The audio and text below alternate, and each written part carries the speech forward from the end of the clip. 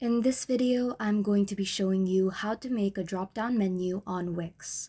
So you go to your Wix editor screen and then you press Content Manager at the bottom of the left panel. With this, if you don't have it installed, then you just follow the necessary prompts to enable it on your website. But now that we have this already installed, let's go to the Add Elements button at the top of the left panel.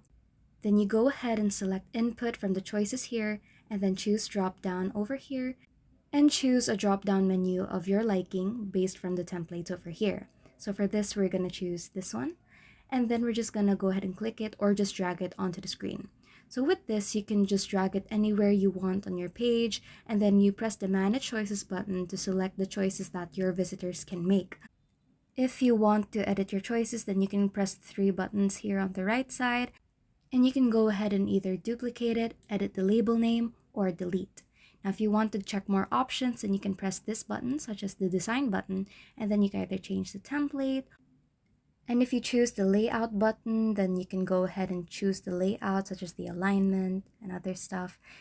And you can go to the animation panel if you want to add any animations for when this drop-down menu appears on your page. So that's pretty much it. If you have any questions, just leave them in the comments below and leave a like and subscribe if this helped you out.